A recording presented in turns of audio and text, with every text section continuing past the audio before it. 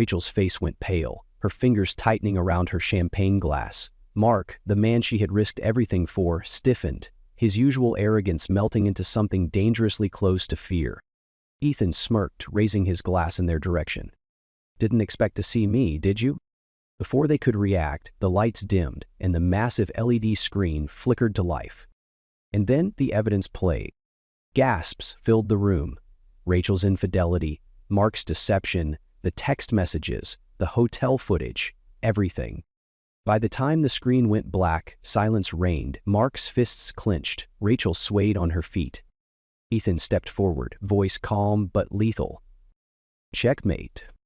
But before we dive deeper into this insane turn of events, I have a question for you. Let me know where you're watching from in the comments below, and if you love stories like this, don't forget to subscribe and turn on notifications so you never miss another one. Now, let's get into it." Ethan Carter had everything a man could ever want, or at least, that's what everyone believed. At 42, he was a highly respected financial consultant in Los Angeles, the kind of man who could walk into any high-end restaurant in Beverly Hills and be greeted by name.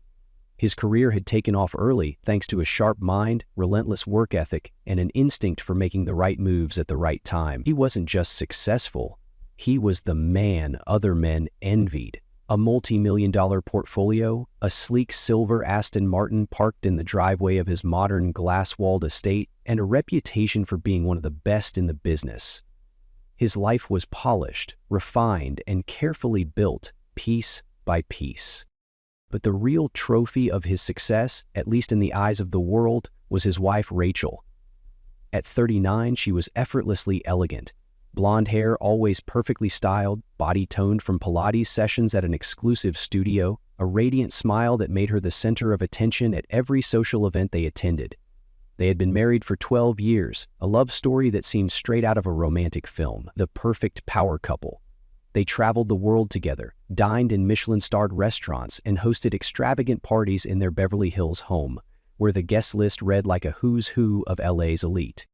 To everyone looking in, Ethan and Rachel Carter had it all, and for years, Ethan believed it too. He was the kind of husband who remembered anniversaries, who took Rachel on spontaneous weekend getaways to Paris just because, who made sure she had everything she ever wanted. He had worked tirelessly to build a life where they would never have to worry about anything, and in return, all he wanted was loyalty, trust, the kind of love he had given her without question. But perfection, as Ethan would soon learn, was nothing more than an illusion. It started with little things he told himself didn't matter. Rachel had always been busy, but lately, her late nights at work had become more frequent. She claimed to be buried under projects, but Ethan couldn't remember the last time she actually seemed stressed about work. There were new routines, subtle shifts in behavior that felt out of place. She had never been one to obsess over the gym, but suddenly she was going almost every day, coming home glowing, looking fresher than ever, her body more sculpted than he remembered. She started shopping more too, adding expensive pieces to her wardrobe, dresses that hugged her curves, heels she claimed made her feel confident, lingerie that Ethan never got to see her wear. She was on her phone more, texting late at night, and when he walked into the room, she would subtly tilt the screen away. She laughed at messages, but never shared what was so funny. Ethan brushed it off at first. He had always trusted Rachel. Why wouldn't he? If she said she was working, she was working. If she needed time to herself, she deserved it. But as the weeks passed, the unease inside him grew. It wasn't just the gym, the phone, or the new clothes. It was something deeper, something unspoken. She had stopped looking at him the way she used to. Their conversations, once effortless, had become rehearsed. Her kisses felt empty, mechanical. She used to call him during the day just to hear his voice, but now hours would go by without a single text. He would wake up in the middle of the night, reach for her, and find nothing but cold sheets. Ethan tried to tell himself it was just a phase. Relationships had ups and downs. Maybe she was just distracted. Maybe she was going through something and didn't know how to talk about it. He even confronted her one night, gently, over dinner at their favorite rooftop restaurant. "Is everything okay?" he had asked, watching her carefully. Rachel had smiled, too easily, too perfectly. "Of course, babe. Just a lot on my plate lately." She reached across the table, squeezed his hand, and for a moment, Ethan almost believed her. Almost. But doubt was a parasite, and once it took hold, it never let go. One evening, after another long day at work, Ethan walked into the house and was met with silence. Rachel's white Mercedes was in the driveway, but the house felt empty. He called out her name and received no response. She had probably just stepped out of the shower or was wrapped up in one of her endless phone calls. Shrugging off his jacket, he made his way to the kitchen, where her purse sat on the counter alongside an open bottle of wine. Next to it, something unusual: her phone, unlocked, screen glowing. Rachel never left her phone unattended, not anymore. A quiet unease settled in his chest as he glanced at the screen, and then, as if the universe itself had decided to rip the blindfold from his eyes, a message preview popped up. "Last night was amazing. Same time next week? Mark?" Ethan's breath caught in his throat. His fingers twitched at his sides. His mind screamed at him to look away, to leave it alone, but his body ignored him. His hand moved on its own, picking up the phone. He swiped it open before logic had a chance to intervene. His heartbeat pounded in his ears as he scrolled. There it was, a long string of messages, some playful, some explicit, all of them shattering the world he thought he knew. "Miss ya ready? I couldn't stop thinking about you today. I hate sneaking around, but damn, it's exciting." His grip tightened on the phone as his stomach churned violently. Mark Hastings, a man he had shaken hands with, a man he had stood beside at fundraisers, a man who had been in his home, drinking his whiskey, complimenting his wife, his life, pretending to be nothing more than a friend. His hands trembled as he kept scrolling, each message another stab straight into his gut. They had been meeting for months. Hotels, private lunches, stolen moments when she was supposed to be working late. His beautiful, sophisticated wife, the woman he had adored for over a decade, had been lying to his face, betraying him in the most intimate way possible. His legs felt unsteady as he placed the phone back exactly where he found it, his body moving on autopilot. He turned away from the counter, gripping the edge of the marble island to steady himself as the memories flooded in. Their wedding day, Rachel in a white lace gown, looking at him with eyes full of love and promises. The honeymoon in Italy, the nights spent tangled in sheets, whispering about their future, the way she used to reach for his hand in crowded rooms, press against his side as if he were the only person in the world who made her feel safe. Had it all been a lie? He replayed the moments in his head, dissecting everything. The time she had come home late, hair slightly tousled, making excuses about client meetings. The extra showers, the new perfume, the distant look in her eyes when she thought he wasn't watching. The way she had stopped laughing at his jokes, stopped asking about his day, stopped caring. A deep, burning rage coiled inside him, battling with the crushing weight of heartbreak. How could she do this to him, to their marriage, to everything they had built? He had given her the world, had worked himself to exhaustion to make sure she never had to lift a finger, had stood by her side when she wanted to start her interior design business, supporting her dreams even when it meant sacrificing his own time. And this was how she repaid him? His fingers curled into fists as he breathed through the overwhelming urge to smash something. He forced himself to stay calm, to think. Anger would get him nowhere. This wasn't the moment to explode. Not yet. Upstairs, he heard the water shut off.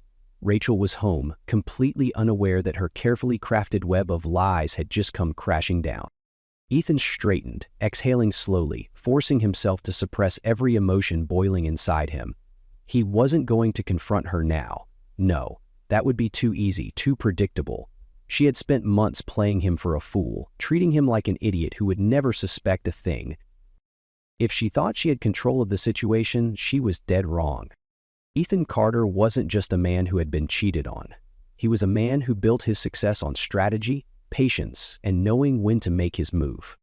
And Rachel had just made the biggest mistake of her life.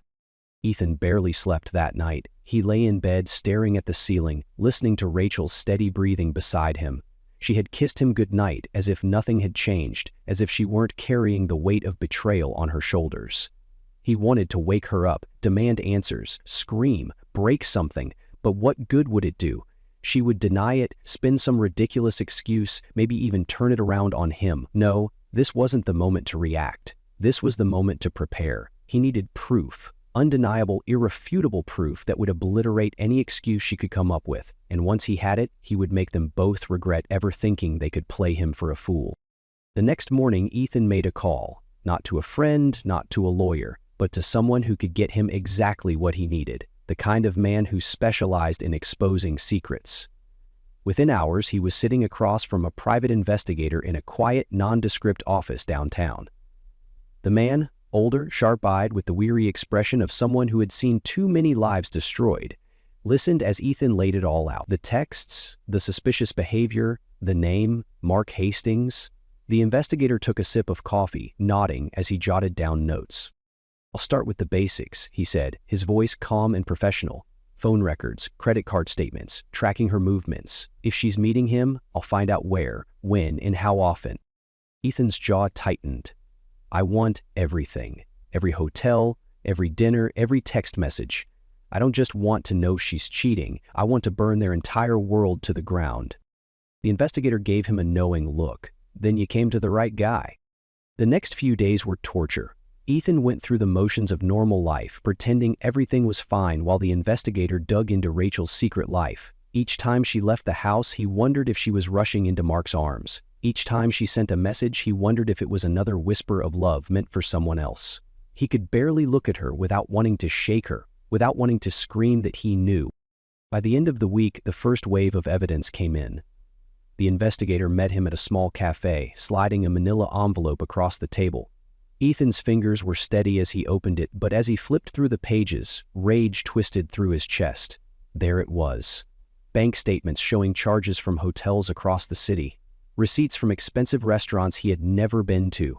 A timeline mapping out her so-called work trips, each one aligning perfectly with Mark's business travel. And then there were the photos. The first was of Rachel walking into a boutique hotel, her hair down, wearing a dress Ethan had never seen before. The next, Mark following her inside minutes later.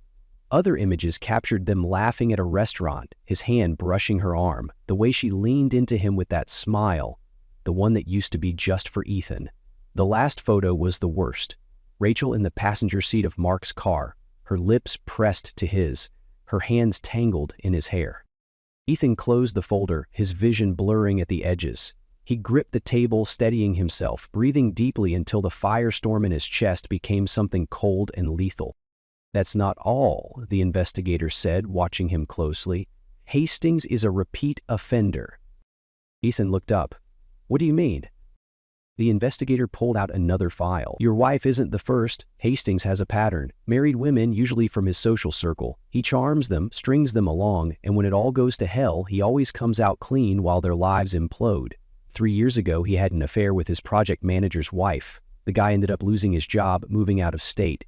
Last year, another one, this time the wife of a business partner. The husband went bankrupt. Hastings picked up his failing company for pennies on the dollar." Ethan exhaled slowly, a grim, bitter smile forming. "So, he thinks he's untouchable."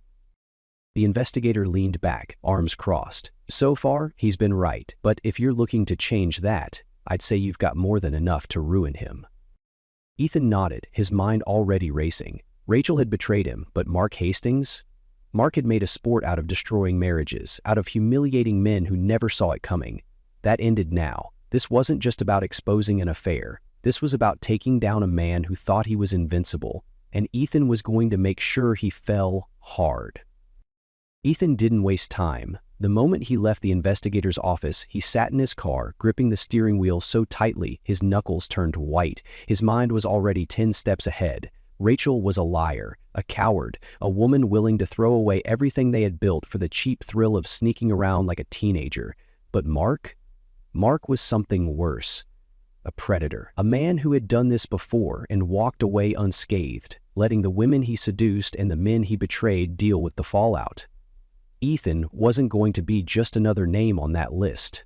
If Mark thought he was untouchable, then Ethan would make sure he learned exactly how wrong he was. But he couldn't do it alone. He pulled out his phone, searching for Olivia Hastings' number. He had only met her a few times, charity events, social gatherings, the occasional dinner where their conversations had been nothing more than polite small talk. But none of that mattered now. She deserved to know, and more importantly, she needed to help him make them both pay. He hesitated only for a second before dialing. The phone rang 3 times before she picked up, her voice smooth but cautious. "Olivia Hastings." "Mrs. Hastings, this is Ethan Carter. I need to speak with you, privately." There was a pause, then a shift in her tone.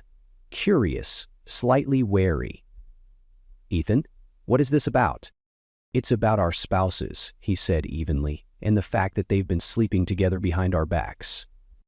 Silence. It stretched so long that for a second he wondered if she had hung up. Then she exhaled sharply. "Where are you?" "Name the place. I'll be there in 30 minutes. She didn't hesitate. "The Belmont Lounge, back room, make it 20. When Ethan arrived, Olivia was already seated at a secluded corner booth, a glass of white wine untouched in front of her. She looked every bit the polished, elegant woman he had always known her to be. Dark hair pulled into a sleek bun, designer dress hugging her slim frame, her expression unreadable. But as soon as he slid into the seat across from her and set the envelope of evidence on the table, he saw the crack in her composure. She stared at it for a moment before slowly reaching for it, her hands unnaturally steady as she flipped through the contents. Ethan watched as her face remained eerily blank, her eyes scanning the photos, the receipts, the text messages. But then, suddenly, her fingers curled around the edges of the papers, knuckles whitening, her breath coming shorter. She closed the folder with a snap, lifting her gaze to meet his. For a moment he thought she might cry, but then something shifted. There was no sadness in her expression, no heartbreak, just a slow, burning fury that darkened her hazel eyes. "That son of a bitch," she murmured, her voice eerily calm. She tapped a manicured nail against the folder. "How long?" "Months," Ethan said, watching her carefully. "Since at least March, probably longer.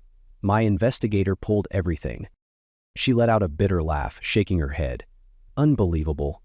I knew Mark had his habits. The late meetings, the unexplained business trips, the way he started treating me like a piece of furniture in our own home. But I never thought he'd be this careless." Ethan leaned forward. "Careless or not, he's done this before. My investigator found at least 2 other husbands who lost everything while Mark walked away clean." Her jaw tightened, and then she did something that surprised him. She reached for her wine, took a slow sip, and then smirked. It wasn't a kind smile, it was cold, calculating. The smile of a woman who had just decided to become something dangerous. "I assume you didn't call me just to break the bad news," she said, tilting her head. "You have a plan?" Ethan matched her smirk. "I do, but I need you on board." She sat back, crossing her legs, the fire in her eyes growing. "Tell me everything." He laid it out for her, every step, every detail. The gala next week, the guest list filled with LA's most powerful, the opportunity to publicly dismantle Mark and Rachel in front of everyone who mattered, the evidence, the exposure, the sheer humiliation they would endure when their secret affair was no longer secret. And Olivia? She didn't just listen, she sharpened the plan. "They need to feel it everywhere," she said, her voice steady but full of venom. "Not just socially. We take their reputations, their wealth, everything that makes them feel invincible. Mark has millions tied up in business deals. I know exactly where to hit him where it hurts." Ethan nodded, already impressed. "And Rachel?" Olivia's smirk widened. "She loves her comfortable life, doesn't she? Loves playing the role of the perfect wife while sneaking off like some desperate housewife in a bad soap opera. We take that from her. You file for divorce the second the evidence goes public. No settlement, no mercy. Make sure she walks away with nothing but shame." Ethan exhaled, a slow sense of satisfaction settling over him. He had expected Olivia to be angry. He hadn't expected her to be ruthless. He raised his glass, "To making them pay." Olivia clinked her glass against his, her smile cold as ice. "To making them suffer?" Ethan walked into the house that evening with a calm he hadn't felt in days. He had a plan now, and when a man has a plan, he has control. Rachel was in the kitchen, pouring herself a glass of wine, her back turned to him. She looked effortlessly beautiful, as she always did, dressed in a sleek, off-shoulder black top and fitted jeans. Once, he would have crossed the room and kissed her without a second thought. Now, every movement she made felt like part of a performance, a role she was playing in the perfect marriage she had already destroyed. He smiled as if nothing had changed. "Hey, babe." She turned, blinking in surprise, then gave him a small, almost hesitant smile. "Hey." You're home early." Ethan walked over and kissed her on the cheek, lingering just long enough to see if she would pull away. She didn't, but there was a stiffness in her posture, a slight hesitation that she covered up quickly. "Figured I'd surprise my beautiful wife," he said smoothly, taking the wine bottle from her hands and pouring himself a glass. "How was your day?" She tucked a strand of hair behind her ear, an old nervous habit. "Oh, busy. The usual." Lied. He nodded, pretending to accept her answer, then leaned against the counter, watching her. "We should do something this weekend, just the two of us. Maybe drive up the coast, get away for a bit." For a split second, he saw the flicker of panic in her eyes before she smiled again. "That sounds nice. I just need to check my schedule." More lies. Ethan hid his smirk behind his wine glass. "Of course, let me know." That night he was softer, more present, more attentive. He asked about her day, let her talk about meaningless things, acted as if he was hanging on to her every word. When she spoke, she hesitated at times, as if she were recalibrating, trying to remember what part of her life she had to keep hidden from him. He kissed her goodnight longer than usual, and for the first time in months she hesitated before kissing him back. That small, nearly imperceptible moment of guilt was all he needed to see. Rachel knew she was betraying him. She just didn't care enough to stop.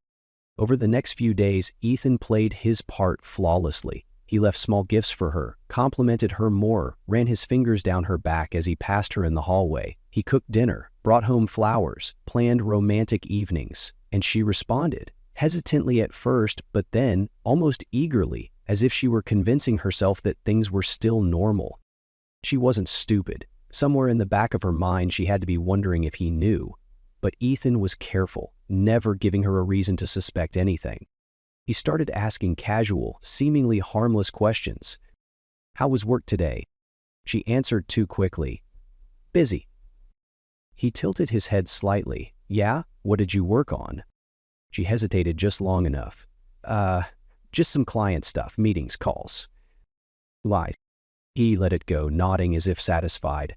But later that night, he replayed the conversation on his phone.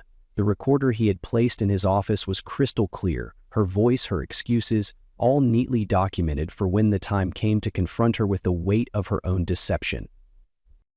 One night, he pulled her into his arms before bed, brushing a kiss against her temple. "I miss you," he murmured. Rachel stilled for half a second before forcing a soft laugh. "I'm right here." But she wasn't.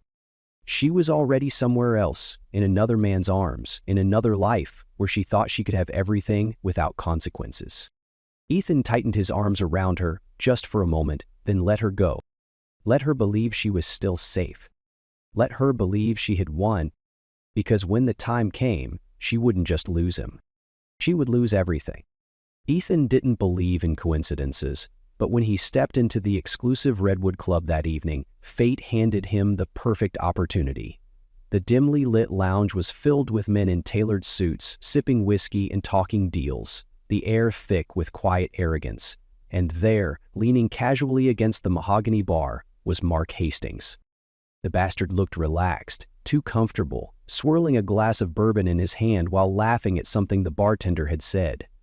Ethan felt the slow, controlled burn of rage in his chest, but his face remained calm. He wasn't going to waste his fury on a public outburst. No, this had to be measured, controlled, like everything else in his plan. Mark turned slightly, and when he spotted Ethan, his lips curled into an easy, knowing smirk, the kind of smirk that said he thought he had already won. "Ethan Carter," he drawled, raising his glass in mock toast. "Didn't expect to see you here." Ethan approached slowly, his steps deliberate, his own expression unreadable. "Mark." Mark gestured to the bartender. "Get this man a drink, put it on my tab." He turned back, eyeing Ethan with amusement. "How's Rachel? She wasn't feeling well last time I saw her." Ethan didn't blink, didn't flinch. He just let the words settle between them, watching for the slightest crack in Mark's confidence. There was none. The man was too sure of himself, too certain that his little game had gone unnoticed. Mark leaned in slightly, dropping his voice to a conspiratorial tone. "You have a great wife, Ethan. I bet she keeps you on your toes."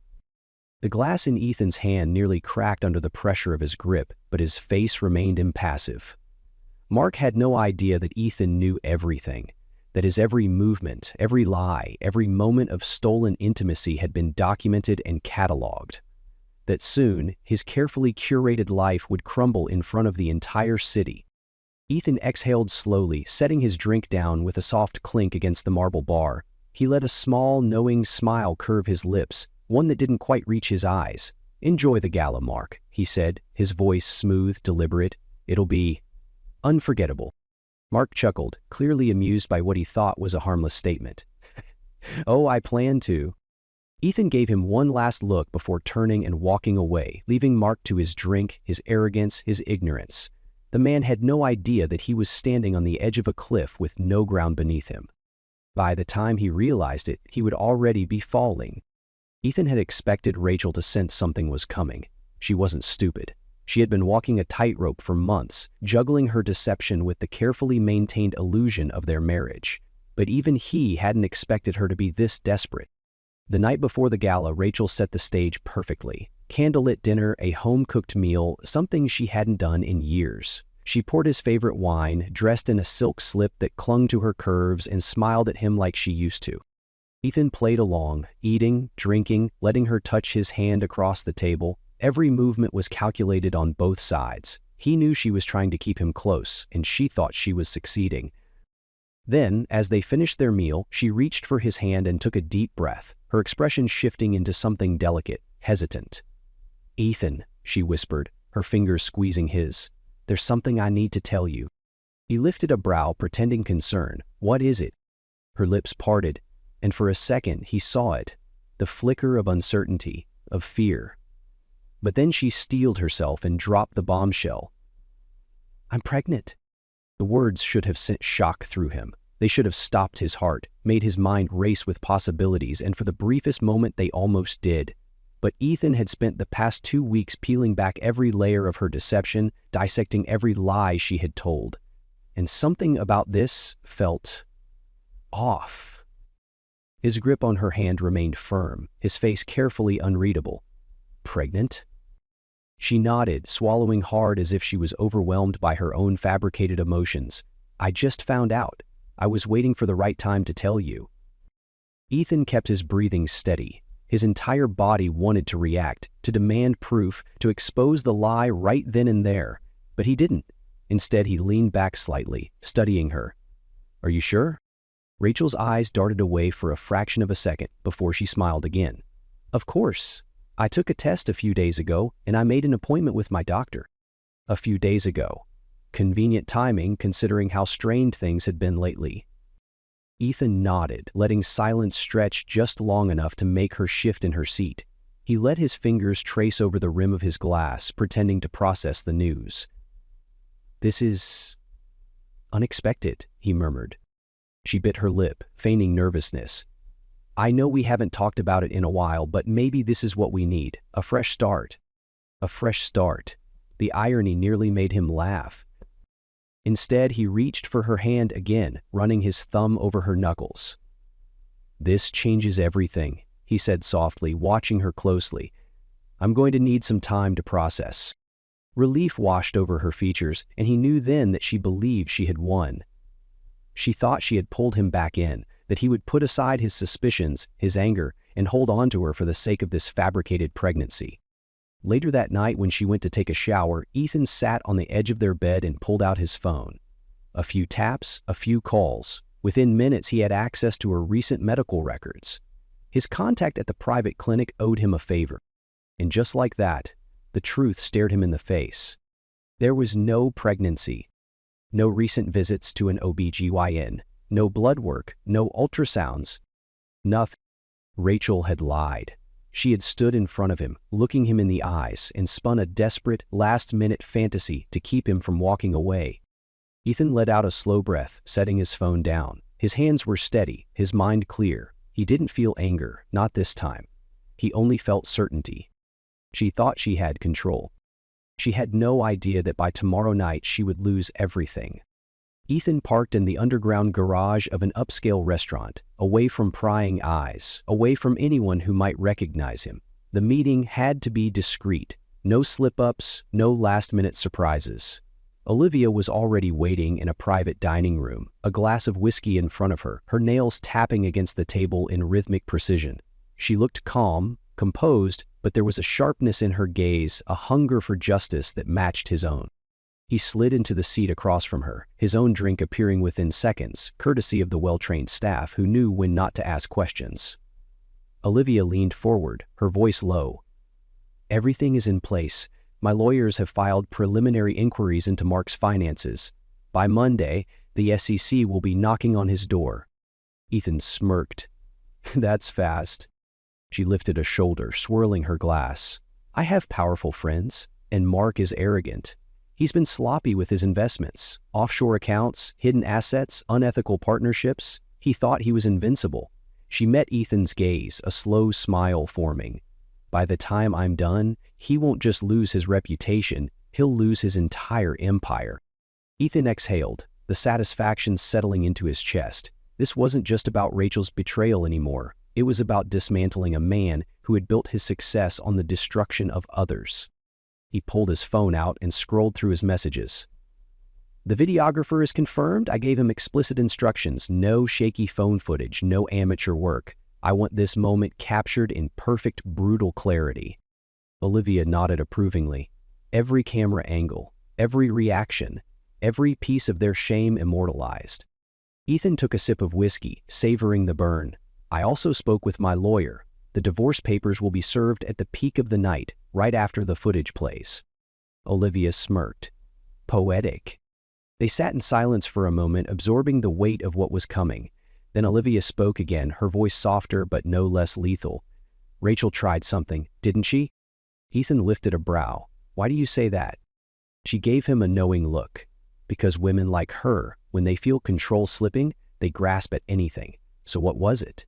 Tears? Begging? Some fabricated crisis?" He let out a slow chuckle, shaking his head. "She told me she was pregnant." Olivia laughed, an actual, genuine laugh full of dark amusement. "Oh, that's desperate and completely predictable. She didn't realize I'd checked her medical records within minutes." Olivia shook her head, leaning back in her chair. "She thinks she can manipulate her way out of this. That's the difference between us, Ethan. Women like Rachel and men like Mark, they play checkers. But you and I," she lifted her glass, "we play chess." Ethan clinked his glass against hers. "And tomorrow night, we checkmate them both." They went over every last detail. The seating arrangements, the order of events, when to trigger the footage, when to expose the evidence. Olivia ensured that the right people would be there. Mark's potential investors, Rachel's high-profile friends, every powerful name that mattered in their social and professional circles. "Humiliation is only part of it," Olivia said, scrolling through her tablet. "We need to make sure the aftermath sticks. Mark won't just be embarrassed, he'll be destroyed. Every contact he had, every deal he was brokering, it all vanishes the second that video plays." Ethan's jaw tightened. "And Rachel?" Olivia's expression darkened. "She'll be exiled. These women, the ones who live off reputation, off illusion, once that crumbles, they have nothing. You make sure she leaves with nothing but the clothes on her back." Ethan sat back, studying Olivia. "You're ruthless." She smirked. "So are you." They finished their drinks, both of them fully aware that tomorrow night everything would change. By the time the gala was over, Mark and Rachel wouldn't just be exposed, they would be ruined. Ethan stepped out of the sleek black Aston Martin, adjusting the cuff of his perfectly tailored tuxedo. The night air was crisp, laced with the scent of expensive cologne and freshly cut roses lining the entrance of the Langston Grand Ballroom. Paparazzi flashed their cameras, capturing the arrival of the city's elite, but all eyes shifted when the second car door opened. Olivia Hastings emerged, stunning in an emerald silk gown that hugged her figure, diamonds glinting at her throat and wrists. She took Ethan's offered hand, their synchronized grace giving off an unmistakable energy, power, control, and something far more dangerous. The valet nodded, barely concealing his curiosity as he took the keys, and just like that, the plan was already in motion. Ethan and Olivia didn't rush inside, no. They made an entrance the way kings and queens did. Deliberate, unrushed, fully aware of the ripple they were sending through the room before they even stepped in. The moment they crossed the threshold, conversation faltered. The hum of laughter and clinking champagne glasses dimmed as guests turned, whispering behind manicured hands and polished smiles. Ethan saw it instantly. The wide eyes, the exchanged glances, the unspoken question hanging in the air. Ethan Carter and Olivia Hastings? Together? He spotted Rachel near the grand bar, a champagne flute delicately balanced in her fingers, her red dress a shade too bold for the evening's understated elegance. She had been laughing, smiling, wrapped in the effortless glow of someone who still believed she had everything. But the second she saw him, saw them, her entire body went rigid. Her grip on the glass faltered, and for the first time in months, Ethan saw something real in her eyes. Peanut. Beside her, Mark stood in mid-conversation with a cluster of executives, his trademark smirk in place, his hand lazily tucked into the pocket of his custom tux. But when his gaze landed on Olivia's hand resting lightly on Ethan's arm, the color drained from his face. His smirk twitched, faltered, then vanished completely. Ethan fought the urge to smile. "Oh, you feel it now, don't you?" He held Olivia's hand just a little tighter as they descended into the heart of the gala, navigating the sea of silk gowns and tailored suits like they owned the room. Every step, every glance, every knowing smirk was calculated. This wasn't just about revenge. This was about letting Rachel and Mark watch their worlds crumble before they even knew what had hit them. Rachel's lips parted as if she wanted to say something, but no words came. Instead, she just watched Ethan, watched Olivia, watched the silent message they were sending with every effortless movement. This isn't your night. This isn't your story anymore. Mark, to his credit, recovered faster. He straightened his posture, downed a sip of his drink, and forced a smirk back onto his face, though it lacked the arrogance it had earlier that week at the club. He said something low to Rachel, and she blinked rapidly, nodding, but Ethan could already see it happening. The cracks forming in the perfect facade they had so carefully built. They were unraveling. Ethan smiled as a waiter passed, plucking a flute of champagne from the tray. He raised it slightly in their direction, just enough to be noticed. Rachel's breath hitched. Mark clenched his jaw. The night had barely begun, and already they knew. Something was coming. Something they wouldn't be able to escape. Ethan led Olivia onto the dance floor with effortless ease, his hand resting firmly on the small of her back as the live orchestra played a smooth, elegant waltz. The crystal chandeliers cast a golden glow over the ballroom, highlighting the polished perfection of their movements. To everyone watching, they looked like a power couple in their element, two people entirely at ease, laughing, exchanging private whispers, lost in their own world. But the true spectacle wasn't them. It was the destruction happening just beyond the dance floor. Rachel was watching, her face pale beneath the soft lighting, her champagne flute untouched in her trembling hands. Ethan could feel the weight of her stare burning into him, could practically hear the frantic thoughts racing through her head. The way her fingers clenched the stem of her glass, the way she shifted her weight, desperate to get his attention. It was all so predictable. But he didn't look at her. Not yet. Instead, he focused on Olivia, twirling her effortlessly, drawing a delighted laugh from her lips. She played along perfectly, letting her fingers linger against his chest, tilting her head up as if they were sharing an intimate secret. Mark, standing stiffly near the bar, had stopped pretending to enjoy the party. His drink remained untouched, his confident posture now just an illusion. He wasn't relaxed. He wasn't in control. Olivia's expression was too calm, her smile too sharp. She wasn't bitter, wasn't broken. She was winning. And Mark, for once in his life, had no idea how to fix it. Rachel couldn't take it anymore. She abandoned her glass on the nearest table and marched toward Ethan, her heels clicking against the marble floors. The mask of a perfect socialite had completely cracked, her eyes wild, her breath unsteady. "Ethan," she hissed, reaching for his arm as he and Olivia stepped off the dance floor. "Can we talk? Alone?" He finally met her gaze, letting just the barest hint of amusement flicker in his expression. "Talk?" he repeated, as if the concept was foreign to him. Rachel swallowed hard, her fingers tightening on his sleeve. "Please, just for a second." He tilted his head slightly, as if considering it. Then, with deliberate slowness, he pried her hand off his arm, his grip firm but not aggressive. Not now, Rachel. Her eyes widened. Ethan, please. But he was already turning away, offering Olivia his arm once more. Shall we get a drink? He asked smoothly, guiding her toward the bar, leaving Rachel standing there in stunned silence. She hadn't expected that. She had expected anger, an argument, an outburst, anything but this quiet, controlled rejection. Mark, on the other hand, wasn't as silent. His voice carried through the space, low but sharp. Olivia, he said, forcing a casual chuckle that didn't match the tension in his eyes, you've been avoiding me all night. Olivia arched a brow, sipping her champagne. Have I? Mark's jaw tightened. Let's talk, privately. Olivia gave him a long, measured look. Then she smiled. Cool, effortless, the kind of smile that had always made Mark believe he was in control. But not tonight. I don't think so, darling, she murmured, brushing past him without another glance.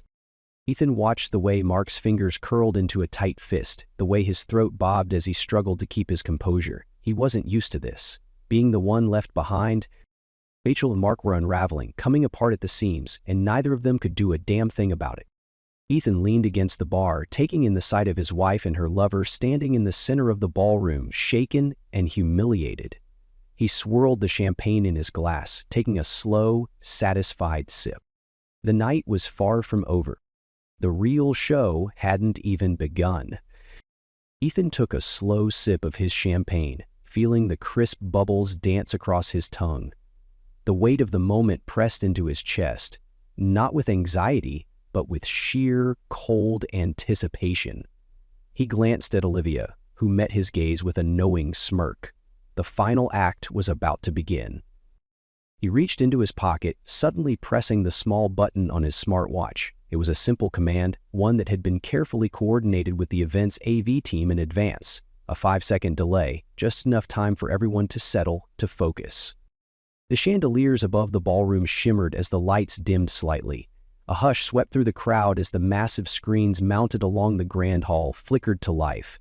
At first, the guests assumed it was a scheduled event, perhaps a tribute to the charity or a message from the host. But then the footage began, and everything changed.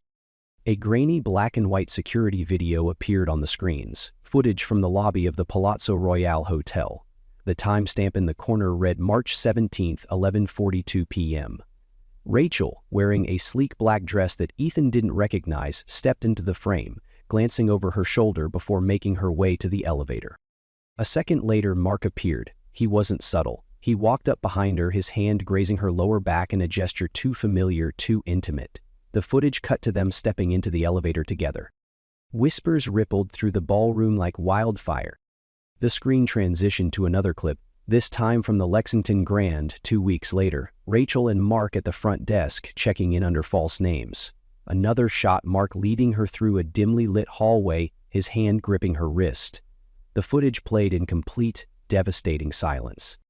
Rachel's breath hitched audibly across the room. Her body went rigid, her face drained of all color.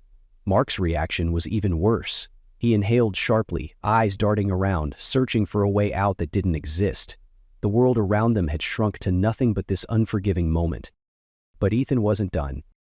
The video cut to a series of text messages displayed in massive high-resolution clarity across the ballroom. Mark Hastings. Last night was amazing. Can't stop thinking about you. Rachel Carter. I needed that. He doesn't even touch me anymore. Mark Hastings. Maybe it's time you stop pretending. You belong with me. The crowd gasped, some murmuring in disbelief, others glancing at Ethan to gauge his reaction. But he stood there, calm, sipping his drink as if he were watching a predictable movie unfold. Another clip played. This one was clearer, in full color. Footage from a luxury suite at the St. Regis, secretly recorded from the balcony security camera. Rachel and Mark were inside, tangled together, kissing like desperate teenagers. Mark peeled off his jacket. Rachel laughed, tilting her head back as she let him press her against the window. And the room froze. Silence. A slow, suffocating silence. Then, as if someone had suddenly released the tension in the air, the explosion happened. Glasses clinked hastily against tables, muted gasps filled the space. A few guests awkwardly turned away, while others stared, entranced. unable to look away from the absolute destruction happening in real time. Rachel stumbled back, her heel catching on the floor as she turned wildly, looking to Ethan, desperate, panicked. "Ethan!" But he wasn't looking at her. He was staring at Mark, who had gone completely still, his face twisted into something between horror and rage, his hands clenched at his sides, his nostrils flaring, but his usual smug confidence was nowhere to be found. He had been outplayed. Rachel reached for Ethan's arm, voice breaking. "Please, I can explain." He turned then, slowly, deliberately, as if he were finally acknowledging her existence. His expression was unreadable, his voice smooth, detached. "Explain what, Rachel?" Her lips parted, but no words came out. What could she say? The evidence had already spoken for her. Ethan took a measured step toward her, lowering his voice just enough so that only she could hear. "Did you think you'd get away with it?" His voice wasn't angry, it was worse. It was calm, icy. "Did you really think I'd never find out?" Tears welled in her eyes. "I made a mistake." Ethan let out a soft chuckle, shaking his head. "No, Rachel, a mistake is picking the wrong dress for a party. A mistake is forgetting to send an email. What you did, that was a choice, over and over again." Rachel turned frantically, looking for help, for support, for anything, but no one came to her rescue. The crowd had already chosen their side. Then came the final blow. A man in a crisp navy suit stepped forward, a large envelope in hand. "Mr. Carter?" Ethan took it without hesitation, then turned back to Rachel, holding it out. "These are for you." Rachel swallowed, hesitating before reaching out with trembling fingers. She flipped open the envelope, and when her eyes scanned the words at the top, her breath hitched painfully. "Divorce papers." The silence in the room deepened. Rachel let out a choked sound. "Ethan, please. Don't do this here. We can fix this." He tilted his head, as if amused. "Oh, sweetheart." He leaned in slightly, his voice just a breath against her ear. "We're way past fixing." Rachel's entire body trembled. And then, as if the final act of fate itself, Olivia stepped forward, her own stack of papers in hand. She smiled sweetly at Mark, too sweetly, and extended them toward him. "And these," she said smoothly, "are for you, darling." Mark looked down, blinked once, then realized what they were. His hands tightened around the envelope. Prenup violation. Moral clause. Complete financial ruin. Olivia's voice was pure satisfaction. "You always told me to prepare for the unexpected, Mark, so I did." Mark's jaw clenched so tightly it looked painful, but there was nothing he could say. No deal he could negotiate, no lie that could undo what had just happened. Ethan stepped back, adjusting his cufflinks before raising his glass one final time. To Rachel and Mark, his voice carried through the room, each word cutting deep. To their secrets, their lies. And most of all, his smirk was slow, controlled, deadly. To their downfall. Rachel covered her mouth, her mascara-streaked tears falling freely now. Mark stood, silent, his breathing heavy, his entire life collapsing in real time. The room erupted. Laughter, gasps, whispers. A few guests raised their own glasses in mock toasts, while others quickly distanced themselves from the disgraced couple. The storm had hit full force. And there was no escaping it now. Mark's face twisted with rage, his hands clenched into fists as the room erupted into whispers, gasps, and barely concealed laughter. His carefully built empire, his pristine reputation, his perfect life, it was all collapsing around him, reduced to nothing but scandal and disgrace. And the man standing at the center of it all, completely unfazed, was Ethan. The veins in Mark's neck bulged, his entire body coiled with tension. His breathing came fast and heavy, his pupils blown wide with fury. He had lost. And worse than that, he had lost publicly. Ethan stood there, calm, composed, and completely in control, adjusting his cufflinks as if this was nothing more than an inconvenience. He wasn't gloating, he wasn't rubbing it in, he was simply watching Mark fall apart. And that was what pushed Mark over the edge? With a roar of pure rage, Mark lunged.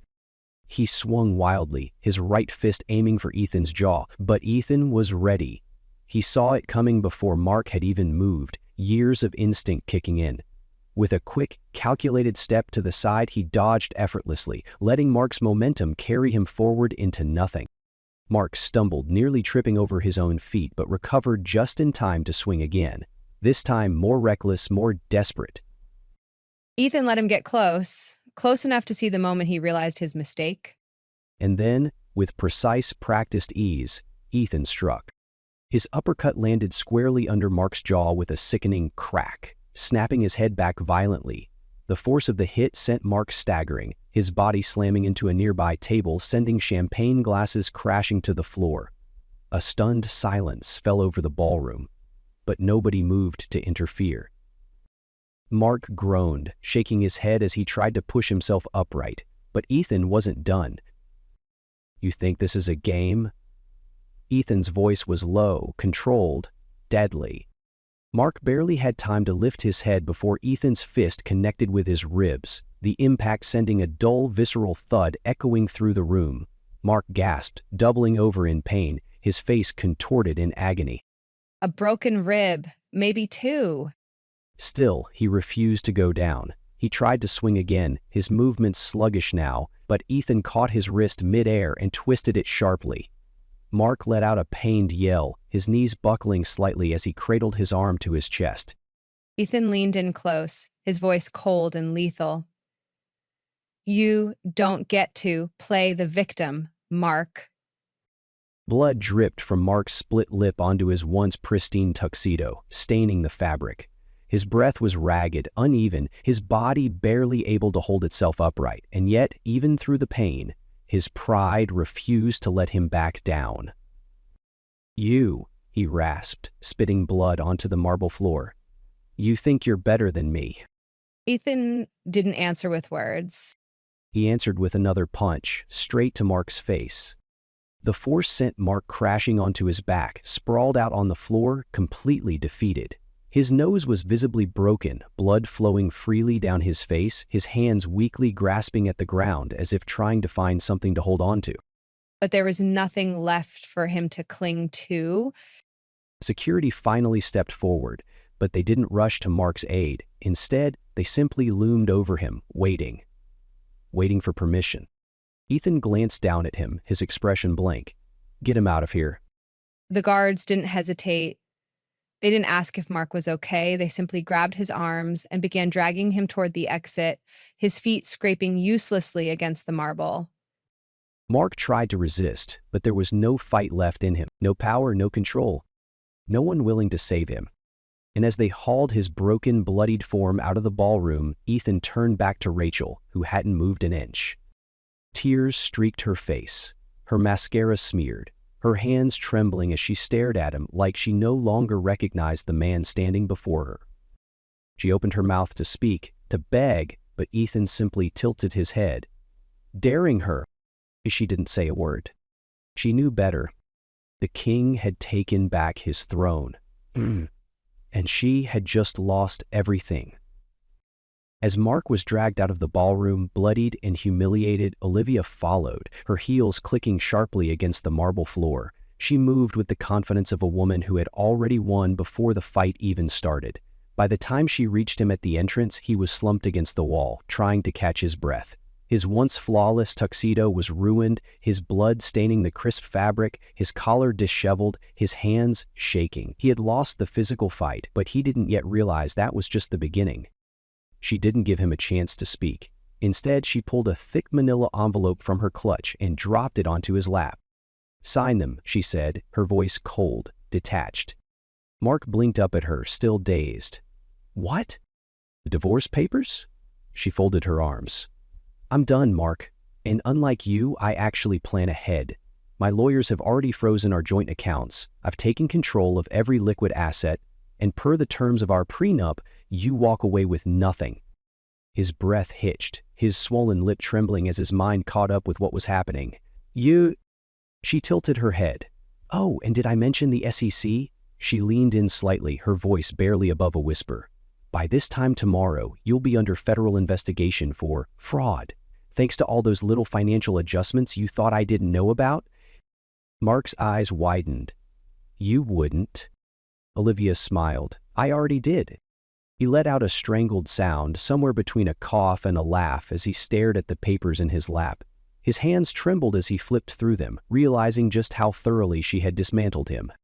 His company, his wealth, his entire legacy, gone overnight.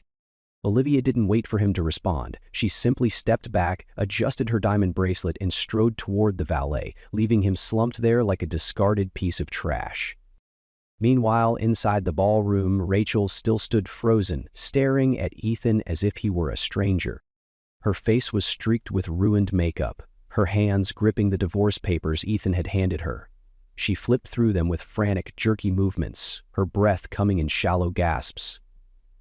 "Ethan, please," she whispered, lifting her gaze to him. "We can fix this." "I'll do anything." He exhaled slowly, looking at her with calm detachment. "We're past that, Rachel." His voice was final. Tears spilled down her cheeks.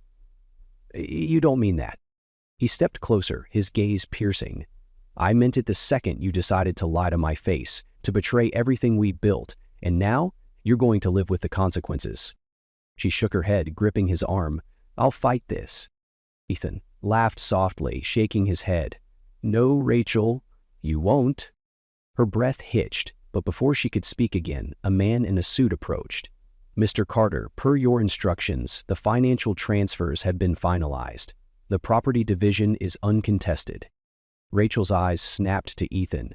"What does that mean?" He took the papers from the man, glanced over them once, and then handed them to Rachel. "It means that by tomorrow, you won't have access to any of my assets. The house, sold. The accounts, closed. Your credit cards, canceled." He let the words sink in. "You leave with exactly what you brought into this marriage." Her lips parted, her voice barely above a whisper. "But everything you had," he continued mercilessly, "came from me. The lifestyle, the luxury, the invitations to the places you love so much. It's all gone now."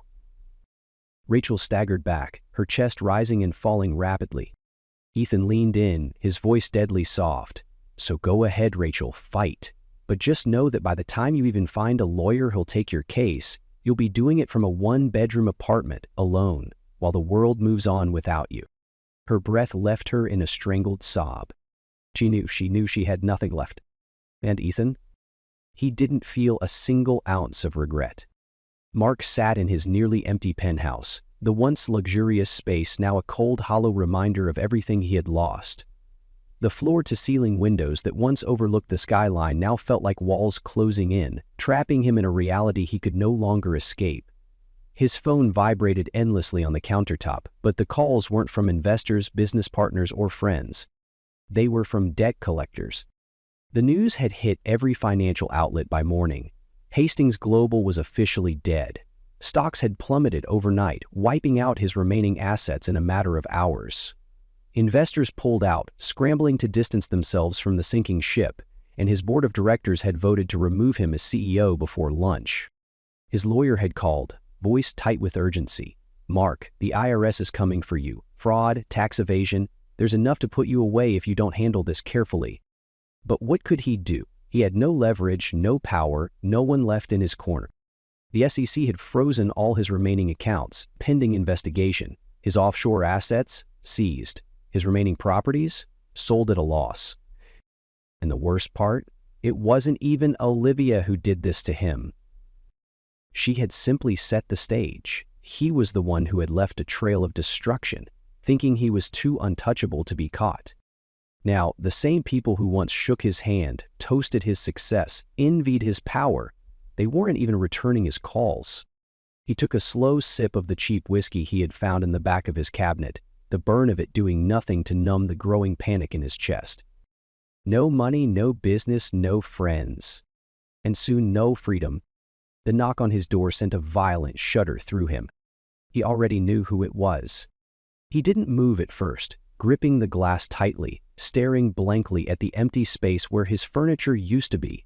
Then, as the knocking grew louder, more forceful, he forced himself up, his body aching from the brutal beating he had taken at the gala. When he opened the door, he was met with two men in dark suits, their expressions void of emotion. "Mark Hastings?" He exhaled slowly. Yeah. One of them pulled out a folder. You've been formally served by the IRS and SEC. We'll be conducting a full investigation into your financial misconduct. Mark let out a breathy laugh, shaking his head. You can't be serious. The agent didn't flinch. You'll need to surrender your passport by end of day. And that was it, the final blow. He slammed the door shut behind them, resting his forehead against the wood. This was really happening. He was no longer Mark Hastings, real estate mogul, billionaire businessman, power player. He was nothing. Rachel sat in the dimly lit apartment, her fingers trembling as she stared at the empty call log on her phone. No response. For the past 3 days, she had sent messages, voicemails, emails, anything to get Ethan to answer her. But he never did. Not once. She had lost everything. She had tried to return to her old social circles, but the invitations had dried up. The same women who once begged to have lunch with her no longer took her calls. The high-end boutique she used to frequent no longer greeted her with warm smiles. They simply saw a woman who no longer mattered. She had nothing. No mansion, no designer clothes, no access to the life she had been so desperate to hold on to. And worst of all, no Ethan. She had thought he would at least listen to her. She had thought that after everything he would still care, that deep down he wouldn't be able to truly cut her off. But he had. The realization hit her like a punch to the gut, knocking the air from her lungs. He had moved on without her. The world had moved on without her. And for the first time, as she sat in that small, lifeless apartment, with no money, no friends, no way out, she finally understood the true cost of betrayal. Ethan leaned against the glass railing of his penthouse balcony, a glass of 25-year-old scotch in hand, watching the city lights spread out below him. The view was breathtaking. Los Angeles in all its midnight glory, stretching infinitely in every direction. This was his new life. His new beginning. Gone were the suffocating walls of the mansion he had once shared with Rachel. Gone were the shadows of deception, the silent doubts, the quiet betrayals, lurking beneath the surface. Now, it was just him, free, untouched, unburdened. The modern penthouse was sleek, minimalist, filled with clean lines and elegant design. Every piece of furniture had been carefully chosen, not for ostentation, but for comfort and style. A fresh start, a life without Rachel's presence poisoning it. He lifted his glass, rolling the amber liquid inside before taking a slow sip, letting the smoky warmth spread through his chest. This was victory. His phone buzzed on the polished bar counter behind him. He turned, already knowing who it was before he even checked. Olivia. He picked up, putting her on speaker as he walked back to the balcony. To what do I owe the pleasure? She laughed softly, the sound rich with satisfaction. Turn on the news. Ethan smirked, grabbing the remote and flicking on the large flat screen mounted on the wall. And there it was. Mark Hastings, in handcuffs. The broadcast showed him being led out of a federal building, his once pristine designer suit rumpled and disheveled, his face a mess of bruises from their last encounter, his hands bound in front of him as agents escorted him into an awaiting black SUV. The scrolling news banner at the bottom of the screen read, "Breaking. Real estate mogul Mark Hastings arrested on federal fraud charges." The footage cut to a reporter outside the courthouse. The sources confirm that Mark Hastings is facing multiple charges, including tax evasion, securities fraud, and financial misconduct. The SEC and IRS have been investigating his company for months, and today authorities finally made their move. Hastings' fall from grace is one of the most dramatic financial scandals in recent years, with experts predicting that he may face up to 20 years in federal prison. Ethan exhaled slowly, letting the moment settle in. Mark was finished. No amount of money, no last-minute legal maneuvering, nothing could save him now. Olivia's voice came through the phone, satisfied, triumphant. We did it. He's ruined.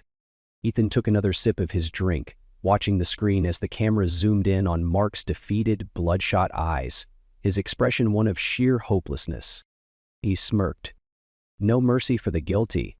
He turned off the TV and leaned back against the couch, content in a way he hadn't been in years. Rachel had been erased from his life. Mark had been destroyed. And Ethan? He had won. He set the empty glass down and stood by the window, looking out over the city as his mind drifted. Betrayal, lies, revenge. It all led to this, the cold, merciless balance of justice. And now, as he stood at the peak of his own success, there was nothing left to hold him down. His phone buzzed again, this time with a new message. Unknown number, Ethan, please. Just one conversation, just tell me why you can't forgive me. Rachel. He stared at the message for a long moment. Then, with calm finality, he deleted it. She wasn't a part of his story anymore. And now I ask you this. Have you ever been betrayed? Have you ever had your trust, your love, your loyalty ripped apart by someone you thought you could trust? What would you do if you had the chance to set things right? Would you forgive? Or would you do what Ethan did? Would you make them pay in full? Loyalty is priceless. Betrayal, however, comes at a cost. In some debts, they demand to be paid in full. The End, a masterpiece of cold, ruthless revenge. Don't forget to like, share, and subscribe for more stories that remind us of the power of justice, resilience, and redemption. Every action has consequences, and every betrayal carries a price. Stay tuned for more gripping tales of courage, strength, and the unbreakable will to rise above deceit. Together, we can create a world where loyalty is valued, trust is sacred, and dignity is never taken for granted. What would you have done in Ethan's place? Let us know in the comments below.